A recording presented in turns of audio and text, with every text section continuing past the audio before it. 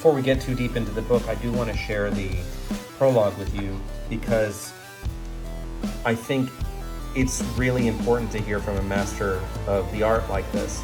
I did a rough translation of this using Google Translate, and of course take it with a grain of salt. It's the Google Translate after all, but it captures the sentiment of what he's trying to say. And you'll see that he talks about the importance of continuing to learn, that learning never ends. And I talk about that a lot too. And it doesn't matter how good you get, you're always going to want to keep learning. So, just some words of wisdom from the master himself. All right, so now for the second book it's actually the third book. There's actually three, although the first two come in a set. This is the other collection of Taco's art and how-tos. And this is just an amazing, this one is amazing. I mean, they're all amazing, but if you just spending time with this, you will want to get better. One of the things that helped me get better as an artist was to change my attitude about art.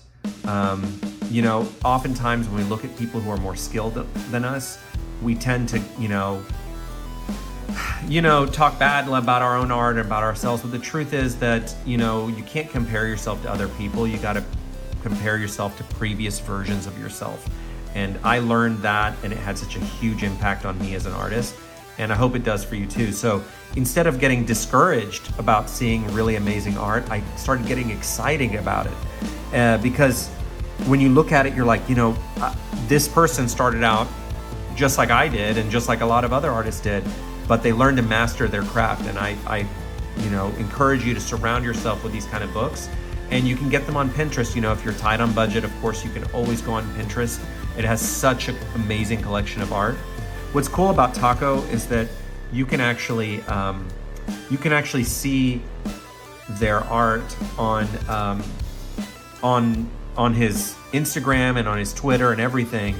A lot of this is available there, but just having the collection is amazing. So if you can, I highly recommend you get this book, this collection. I'll put a link below. And we've got Taco's social accounts here, so be sure to go follow him here. Now, this particular book is in Korean. It's not translated like the other one was that I shared earlier. There might be an English version. I'm not sure. I bought this a while back. But this one is just, I'm going to flip through and highlight some of my favorite parts.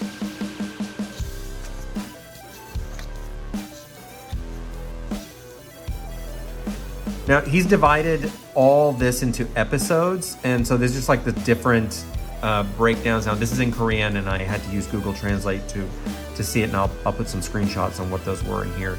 But it kind of breaks into all sorts of different aspects of design. And he revisits some of the things from the other books, but we go into a lot of detail in this book about like how to position hair, for example. Where a hairline goes. Like, this is such a critical part of character design, is understanding the hairline. And whenever you watch me live, you'll see me often draw the hairline. Not often, I always draw the hairline regardless of whether you can see the hairline or not. Like Marco, for example, has got long, shaggy hair, something like this, but I will draw the hairline because it's a point of anchor when you're drawing the hair, where the hair comes from. And if you're having problems with your own art, it's usually because of a couple things. Either your structure is off, you don't have the underlying structure, or your proportions are off, or you're not consistent with your proportions, or they're not proportions that are found in real life human anatomy. So I highly recommend that you study this and other books and study proportion and study structure. That was such a huge impact on me as an artist.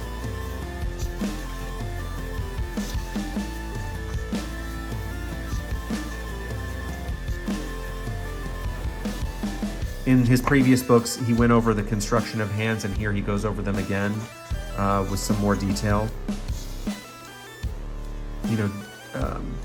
How the hands are structured. This shape right here, this palm shape was like a Rosetta Stone moment for me, like understanding how the palm of the hand is built and where to structure the pieces. It's like when you know where the pieces fit, it makes drawing things like hand, which are hands, which are legendary problems for artists on is how to draw hands. You figure this out and you can draw hands all day long, but it's all understanding the underlying construction of the hand, and he does it beautifully in here. I also love how he uses like large masses to illustrate how bodies bend and are constructed, and you know, this kind of underlying structure is what makes character designs really solid. If you think about it, how's it like, if you could see a house, if it had a janky, you know, foundation and its framing wasn't right, you would be able to tell. That's why houses that are solidly built look the way they do. And it's the same way with human bodies. He covers so much in this book. Like in this particular one, we're talking about hair. Like, look at this amazing study about having this female character's hair, how to draw hair like leaning back, like let's say she's sleeping or getting her hair washed or something, starting off with a basic shape, this tube, and then drawing the shapes that construct the hair from the hairline that we were talking about earlier. It's just amazing. It's beautiful simplicity, and it's fantastic. This is just this is to me the Bible of construction. Oh, just love this stuff.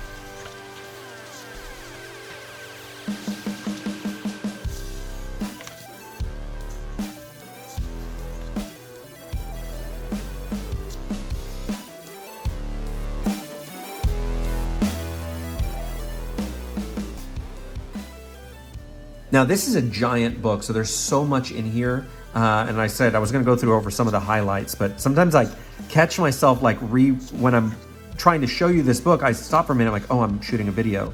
But because it's so beautiful, and like, look at the massing here again. Understanding the massing and where the body shapes. Like I can't even talk straight because it's so helpful. And like, let's use this as an example. Look how we go from this to the final construction of this character here. And you can see why she looks so well drawn is because the basis of her construction is done so well.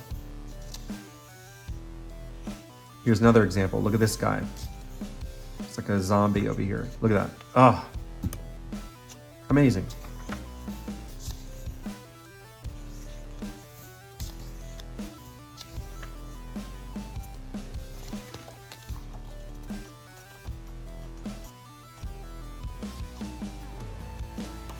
Look at that. Here's another example when we talk about running. And look at the design of this, taking into consideration some of the things that we've talked about earlier with the hair, and combining all the things that he's been teaching to create this running character. It's absolutely beautiful. This is just beautiful. Like I would have to say that of all my books, this is one of my most favorite books I have, because the character art in it is just gorgeous. It's just absolutely like, this is, I don't know, I just love Taco's work so much. You absolutely should follow him on social. Another reason that I like Taco's work so much is that, you know, I'm sure you've heard this too if you're an artist and you go talk with, if you've had an art teacher talk down at you because you happen to like anime and they're like, you know, anime is not art, or don't draw like anime, which is a ridiculous statement. But what they mean usually by that is that people get so caught up with trying to draw cliche, stereotypical anime that you forget the fundamentals. And that's why I love Taco's work, is that if you look at his foundational work, it's natural human design, and then he takes it and applies it to different styles, whether it's like a chibi style or a more, you know, action type anime style, whatever the case may be. But he understands the construction, and I cannot tell you how important that is. Like doing a complicated pose, like now this is complicated because of the angle, right? And you know, using shapes, using the cubing method to help determine what the perspective of this, and then building the character in shapes.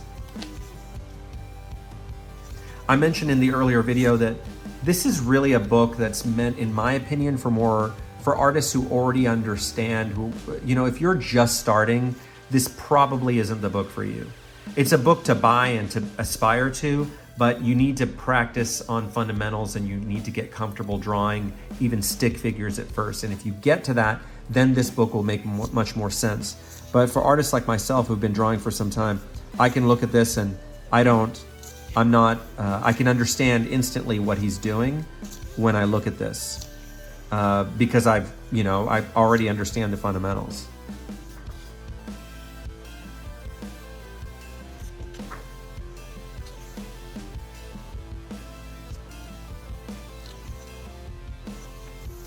This is a great part here. He's showing how to start over. This is a great section. He's illustrating here how to draw one character carrying another one on his back. And if you start off with those basic shapes and you fit the contours and make everything work, you can ultimately create this kind of, well-structured art. But it starts with the basic shapes. And I talk about this incessantly. I sound like a broken record, but it's the truth. It's the shapes and proportions. That's what it's all about.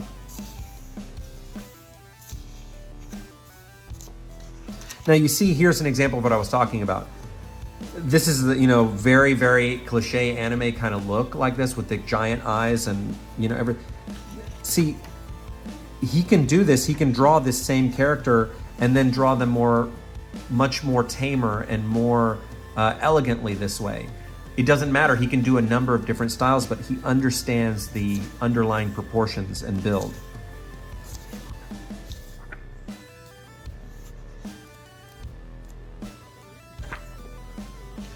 What's cool about this is he goes into some interesting things, like even adding like how to draw wings, which is like super cool. But again, the wings look complicated, and they are complicated structures, but if you break them down to their basic shapes, you can really master them relatively quickly, but you gotta appreciate the basic shapes. Look like where he even attaches them. This is so cool. There's a lot of like cloth stuff in here as well.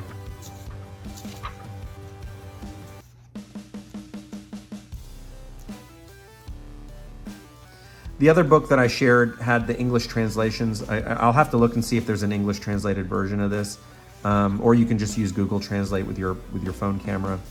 But usually the art all on its own can tell you what to do.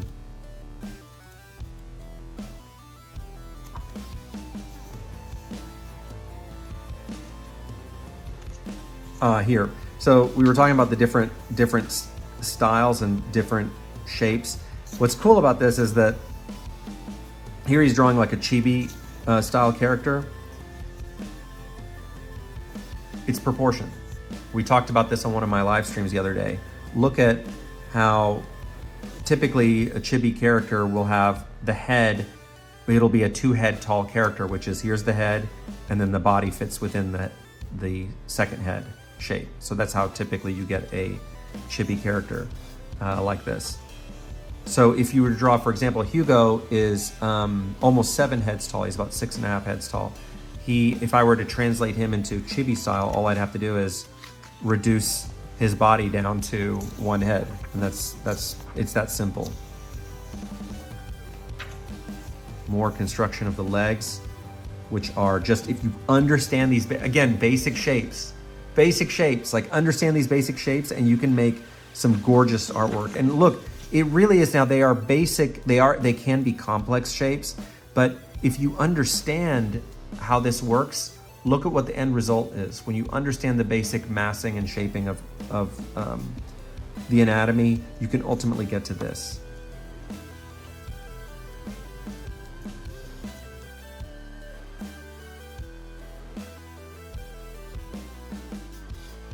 So these are pretty hefty books, you can see that, there are hundreds of pages.